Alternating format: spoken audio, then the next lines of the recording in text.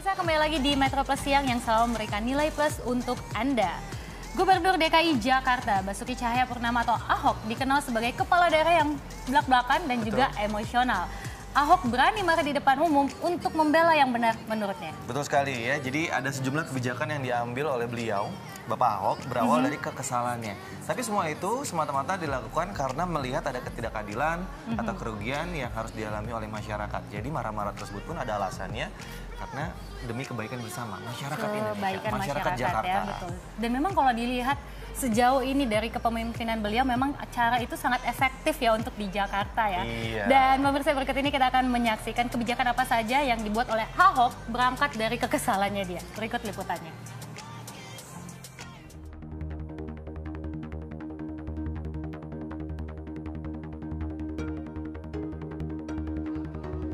Gubernur DKI Jakarta Basuki Cahayapurnama alias Ahok dikenal sebagai pemimpin yang kerap belak-belakan bila melihat kejanggalan. Bahkan beberapa kebijakannya dilahirkan melalui buah kekesalannya. Salah satunya Ahok sempat menyetop fasilitas mobil jemputan bagi pegawai negeri sipil DKI Jakarta. Kebijakan ini diberlakukan lantaran Ahok jengah melihat para PNS tua melakukan bully kepada juniornya. Selain adanya bullying, bus itu diketahui sering melakukan pungutan liar alias pungli setiap bulan. Ahok pun mengatakan bus jemputan sering disalahgunakan untuk bus jemputan umum. Bukan dihilangin, nah sekarang kita tanya sama PNS ya. Ini namanya ngelunjak, saya bilang. Ini namanya betul-betul ngelunjak. Kita kasih bus, pagi-pagi datang. Tanya sama PNS muda, bisa naik nggak? Dibully loh di dalam bus. Sama yang udah duduk, merasa kursi punya dia. Jadi kalau PNS muda dibully. Ini pertama. Terus kedua, ada iuran bulanan lagi. 75.000 sampai 100.000. Ini brandnya luar biasa nih, ada iuran bulanan. Berangkat dari kondisi ini, akhirnya Pemprov DKI Jakarta mengeluarkan kebijakan baru untuk menghindari terjadinya bullying dan pungli pada bus jemputan PNS DKI tersebut. Kebijakan itu mulai diberlakukan sejak 25 Januari 2015. Dinas Usaha Mikro Kecil Menengah dan Perdagangan DKI Jakarta juga pernah membangkitkan kekesalan Ahok. Gubernur DKI Jakarta itu kesal lantaran Dinas UMKMP ini dinilai tidak mampu meningkatkan kualitas pedagang kaki lima atau PKL di Jakarta. Kalau kalian pacaran di Monas, itu nama itu bisa disodorin teh botol, 2 botol, langsung diminta 200.000. Ini PKL apa preman yang jualan? Makanya kami dari 700 lebih PKL kami seleksi, kami latih. Akhirnya kebentuk cuma 300-an. Lenggang Jakarta itu bukan orang dari luar loh. Lenggang Jakarta adalah PKL Monas yang udah kami seleksi, kami latih. Ahok pun menggait pihak swasta untuk membangun dan melatih para PKL. Hingga akhirnya kawasan khusus PKL di kawasan Monumen Nasional Jakarta Pusat pun selesai dibangun. Ahok juga pernah melampiaskan amarahnya saat hendak membuka acara Jakarta Book and Education Fair beberapa waktu lalu. Ahok marah karena mengetahui tingginya harga jual peralatan dan perlengkapan sekolah yang dipasarkan di acara tahunan dari pemerintah Provinsi DKI Jakarta itu. Tolong, kalau mau kerjasama Bank dengan DKI, jangan menjolimin orang kecil. Betul. Jangan kalau menjolimin orang kecil, saya marah. Saya pasti marah. Ya tolong para pedagang jangan mencuri uang orang susah. Jadi saya marah gitu. Selain marah karena tingginya harga jual pada event itu, Ahok juga geram ketika mendengar kabar adanya beberapa guru yang memaksa orang tua murid agar membelanjakan dana dalam Kartu Jakarta Pintar atau KJP di ajang tersebut. Mantan Bupati Belitung Timur itu pun mengimbau warga ibu kota yang mendapatkan KJP untuk membeli peralatan dan perlengkapan sekolah di lokasi lain yang sudah bekerja sama dengan bank-bank dengan sistem pembayaran debit. Atas kejadian ini pula, Dinas Pendidikan DKI Jakarta berencana mengevaluasi kelanjutan pameran ini ke depannya. Ahok juga sempat kesal dengan aksi awak Metro Mini yang menggelar aksi mogok setelah 1.600 armada tersebut dikandangkan karena tidak layak jalan. Lantaran kesal, Ahok meminta Metro Mini untuk tidak usah sekalian beroperasi. Saya putuskan dicaci maki seluruh warga DKI nggak apa-apa. Tapi Metro Mini yang jelek tangkapin, kandangin semua. Itu putusan saya. Daripada yang mati. Nyawa orang terus bilang nggak makan pak, kami nggak makan. Aduh, tuh ngomongin sopir-sopir yang kurang ngajar aja. Jadi kalau sekarang kan ngancam kita nih, mogok. Sekarang kalau mogok, sikat habis sudah. Jadi saya ingatkan kalau Metro Mini pemilik sopir Kenet yang nonton TV ini, kalau Anda berani mogok, saya habisin kalian. Ahok menegaskan tidak akan berhenti untuk mengandangkan armada Metro Mini yang bobrok dan tak layak jalan. Hal ini jelas membahayakan dan merugikan para penumpang. Selain itu, ratusan unit Kopaja baru yang terintegrasi dengan Transjakarta juga disiapkan untuk mengatasi permasalahan tersebut. Alternatif ini dianggap lebih baik dibanding terus mempertahankan Metro Mini rongsok yang rawan kecelakaan berujung korban jiwa. Walaupun temperamen dan belak-belakan, namun kebijakan yang diusung Ahok selalu berujung pada kepentingan rakyatnya.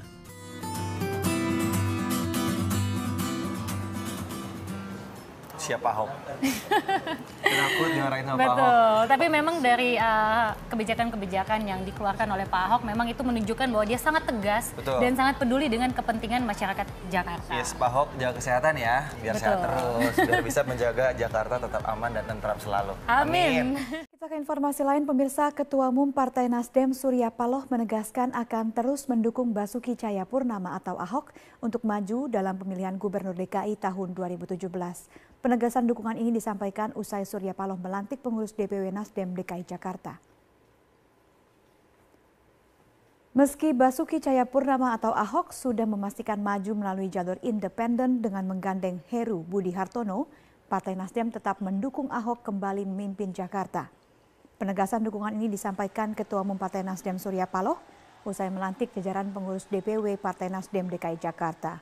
Surya Paloh menyatakan sosok Ahok sebagai pemimpin sudah terbukti sejak menjabat di Belitung hingga DKI Jakarta, menjadi salah satu alasan utama Nasdem bersikukuh mendukung Ahok. Surya Paloh juga menyatakan akan mengajak parpol lain untuk bersama-sama menyatukan dukungan terhadap Ahok dan Heru Budi Hartono sebagai pasangan Cagup-Cawagup DKI Jakarta tahun depan. Kenapa memberikan dukungan serta-merta kepada yang namanya Ahok untuk terpilih kembali sebagai Gubernur Jakarta Raya periode yang kedua? Jawabannya sederhana. Yang pertama,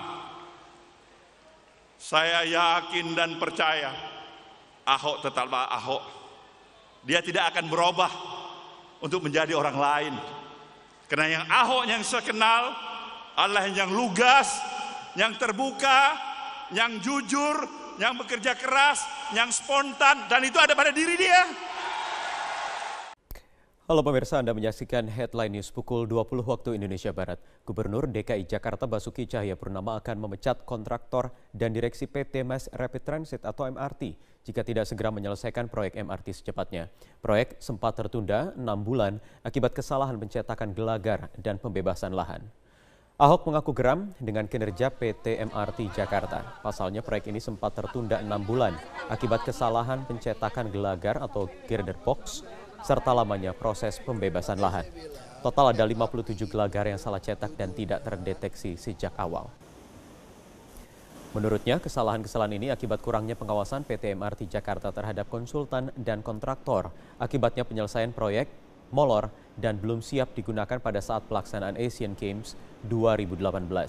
Ahok memperkirakan MRT baru akan selesai pada Januari hingga Februari 2019 dengan catatan pengerjaan proyek berjalan lancar.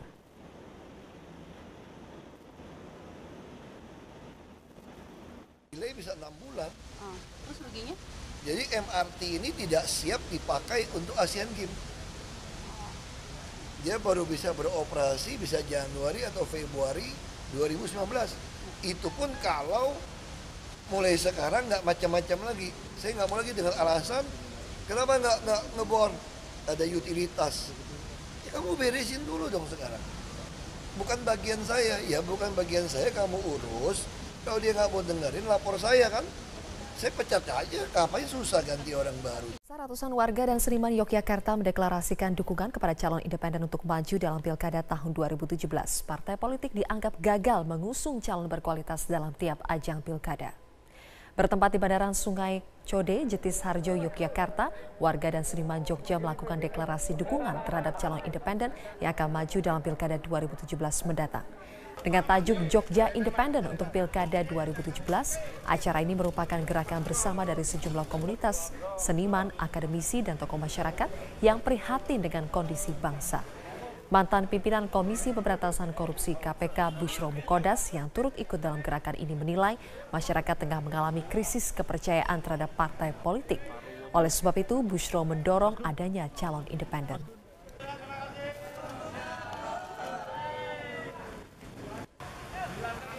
Ini pelajaran buat parpol.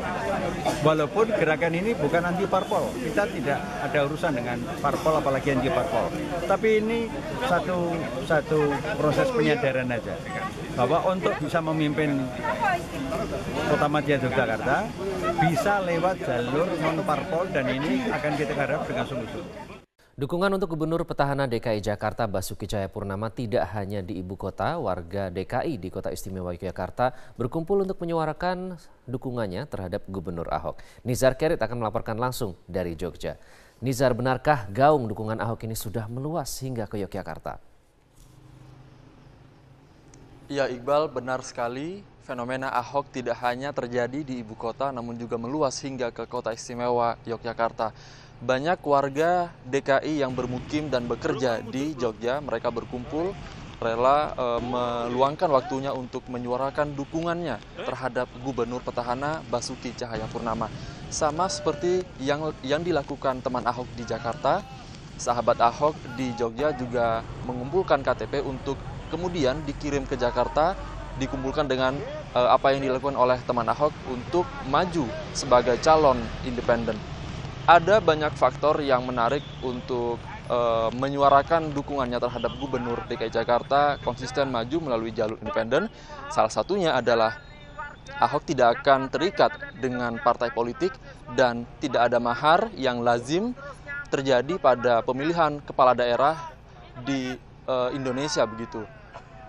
Jika Ahok konsisten terus maju melalui jalur independen, Ahok akan bekerja lebih bebas dan sesuai dengan karakter Ahok yang lugas tegas.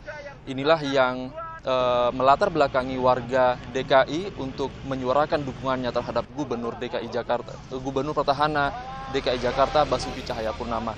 Pada hari H tahun 2017 nanti, pada pemilihan nanti, warga di Jogja mereka mengaku akan cuti dari tempat mereka bekerja untuk kembali ke ibu kota menyuarakan dukungannya terhadap Ahok.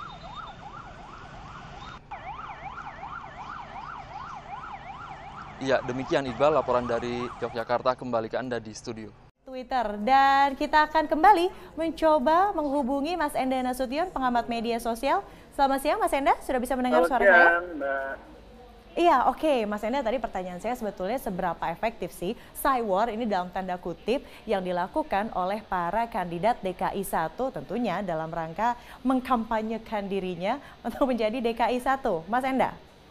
Iya, yang pasti mungkin kita kalau bisa lihat dari sisi urgensinya, Jakarta ini kalau secara keseluruhan di Indonesia adalah satu titik di mana pengguna media sosialnya juga tinggi ya.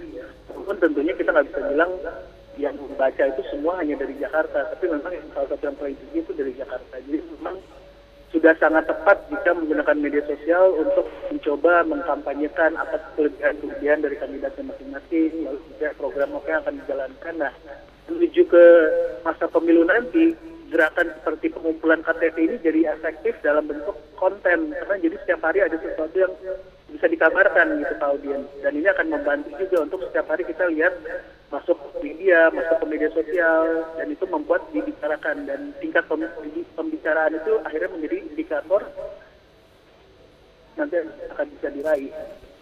Konten-konten seperti apa sih yang Anda temukan ini menjadi sebuah tren begitu yang sangat obvious bahwa ini adalah bentuk kampanye dalam tanda kutip, Mas Enda? Konten yang saat ini bergulir ya, salah satunya karena memang di situ Ahok bukan seorang muslim, biasanya itu terjadi perdebatan besar di media sosial. Ada yang sangat mendukung, ada yang merasa bahwa selama dia bisa bekerja dengan baik, justru tidak korupsi maka tidak masalah dia bukan seorang muslim. Tapi ada juga yang sangat keras bilang bahwa kalau sampai dipilih oleh seorang non-muslim, maka saya akan lakukan sesuatu misalnya gitu ya. Jadi perdebatan ini kembali menyulut munculnya nama Ahok kembali dibicarakan dengan lebih banyak lagi, dan menurut saya itu sesuatu yang positif bagi Ahok karena kemudian kandidat-kandidat lain bisa seolah-olah tenggelam suaranya karena isu perdebatan tadi. Apalagi banyaknya tagar begitu ya yang mudah sekali di-track oleh para netizen. Terakhir nih, Mas Enda, jumlah followers dengan tingkat elektabilitas ini sebetulnya berbanding lurus atau seperti apa pengamatan Anda? Jumlah follower ini sebenarnya mengindikasikan kepopuleran seseorang ya, bisa dibilang begitu. Walaupun tidak betul-betul 100%, karena kita tidak tahu berapa banyak dari jumlah follower yang mengikuti itu apakah orang Jakarta semua atau bukan, gitu ya, atau akun asli semua atau bukan. Dan ada banyak cara untuk bagaimana tiba-tiba kita menaikkan jumlah follower tersebut. Tapi setidaknya melihat jumlah follower bisa dibilang sebagai indikasi kepopuleran seseorang, apalagi calon kandidat gubernur dan calon kandidat DKI 1, sehingga memang kita bisa lihat nih menuju ke nanti masa pemilihan akan ada kenaikan berapa persen. Nah, jadi mungkin indikator ini bisa lebih dilihat dari sisi bagaimana menuju ke nanti masa pemilu yang sudah jadi terjadi berapa banyak kenaikan yang mulai dari sekarang sampai nanti itu. Ya, dan saya pun kalau misalnya menempatkan diri sebagai netizen begitu, sepertinya ingin melihat akun-akun Twitter maupun akun-akun Instagram ini yang lebih mencerminkan memang yang bersangkutan, bukan hanya admin begitu yang mengelola. Seperti misalnya merespon tweet-tweet dengan ya gaya bahasa seperti Ahok misalnya, cuek. Begitu, bukan begitu nggak sih Mas Enda? Dari lebih ke sisi ini ya, kita ingin merasa dekat dan ingin merasa bahwa kandidat itu bisa diraih dengan mudah ya, aksesibilitas terhadap kandidat. Apakah itu ketemu secara fisik, apakah kalau ditelepon ngangkat, misalnya apakah kalau memberikan pesan WhatsApp dibalas, nah termasuk juga apakah jika dia nge-tweet itu dari atas nama dia pribadi atau memang dia pribadi yang menghandle account-nya atau dihandle oleh orang lain. Menurut saya tidak perlu selalu harus dihandle oleh si kandidat, tapi dia kasih waktu aja dalam waktu 1 minggu, misalnya setiap hari Kamis misalnya jam 8 malam saya akan menjawab yang masuk oleh pribadi saya secara langsung. Nah, dengan sambil kita mengerti juga bahwa kandidat-kandidat ini pasti punya banyak gitu ya. Jadi tidak apa dihandle oleh admin, tapi sangat lebih baik jika di waktu-waktu tertentu memang akun Twitter tersebut mengatakan ini kebetulan sedang lagi dihandle oleh kandidat secara langsung, sehingga kalau ada pertanyaan, kritik bisa disampaikan dan ditanggapi saat itu juga, mungkin selama 1-2 jam misalnya. Itu akan menarik juga. Jadi bentuk interaktif, tiba-tiba bisa saja live Periscope with Basuki Cahayapurnama gitu ya. Oke, terima kasih Mas Enda Nasution atas informasinya melalui Skype. Selamat malam, bakal calon gubernur DKI Jakarta Yusril Iza Mahendra menemui Ketua Umum Partai Golkar Abu Rizal Bakri. Yusril mengaku mendapatkan dukungan dari Ical dan dipersilahkan mengikuti mekanisme partai. Ketua Umum Partai Bulan Bintang Yusril Iza Mahendra menemui Ical di Bakri Tower di kawasan Taman Rasuna Said, Kuningan, Jakarta Selatan. Pertemuan dilakukan secara tertutup selama 3 jam. Usai menggelar pertemuan, Yusril keluar didampingi Ketua DPD Partai Golkar DKI Fuad Hasan Masyur. Kepada awak media, Yusril mengaku mendapat dukungan dari Ical dan Partai Golkar untuk maju di Pilgub DKI 2017 mendatang. Bahkan Ical berjanji akan membicarakan pencalonan Yusril dengan beberapa ketua partai politik lainnya. Meski demikian, Yusril tetap harus mengikuti mekanisme Partai Golkar yang saat ini masih melakukan proses penjaringan bakal calon gubernur. Jadi Pak Ical pada intinya memang menyambut baik keinginan saya untuk maju dalam pemilihan gubernur DKI tahun 2017 yang akan datang, dan memang mekanisme partai berlaku, artinya akan dibahas oleh DPD DKI Pak Fuad ini, kemudian disampaikan kepada DPP, dan Pak Ical selaku Ketua Umum DPP Golkar akan berbicara juga dengan ketua-ketua partai yang lain. Wacana duet Yusril Iza Mahendra dan Sandiaga Uno mencuat pasca pertemuan mereka di Forum Rumpun Masyarakat Betawi di Jakarta. Yusril dan Sandiaga Uno masih menunggu keputusan dari Partai Gerindra terkait siapa yang akan diusung menjadi calon gubernur pada Pilkada DKI mendatang. Bertempat di kawasan Condet, Jakarta Timur, 2 bakal calon gubernur DKI Jakarta, Yusril Iza Mahendra dan Sandiaga Uno bertatap muka dalam pelantikan pengurus rumpun masyarakat Betawi di Balai Rakyat Condet. Ini bukan pertama kalinya Yusril bertemu dengan bakal calon gubernur DKI Jakarta lainnya. Sandiaga Uno sendiri merupakan kader Partai Gerindra yang namanya masuk dalam bursa calon gubernur yang akan diusung Partai Gerindra. Sementara Yusril Iza Mahendra sendiri telah melakukan pertemuan dengan Ketua Umum Partai Gerindra terkait dukungan terhadap Yusril. Yusril dan Sandiaga Uno sepakat bersama untuk menjadi pasangan kandidat alternatif pada Pilkada DKI 2017 nanti. Sandiaga Uno gimana sih? Tidak masalah, itu nanti tergantung pada keputusan dari DPD Gerindra. Jadi bagi saya sebenarnya perpasangan dengan siapapun tidak masalah. Dari Golkar oke, dari Gerindra oke, dari PDIP pun oke. Kalau sekiranya mereka mengajukan wakil gubernur dan calon wakil gubernur, dan itu kita sepakati bersama untuk dimajukan. Bagi saya tidak sama-sama kita yakini, karena kalau budaya politik kita terus saling pecah belah, itu tidak akan maju sebagai bangsa, dan Jakarta itu tidak akan mungkin bisa dibangun. Kita harus bersatu dan menawarkan suatu kepemimpinan alternatif nanti di Februari 2017, dan saya yakin rakyat Jakarta akan melihat ini sebagai sesuatu yang positif. Dalam pelantikan pengurus rumpun masyarakat Betawi, kedua kandidat ini sepakat akan menjaga dan mempertahankan nilai-nilai budaya Betawi jika dipercaya menjadi pemimpin DKI. Dari Jakarta, Sumantri, Metro TV.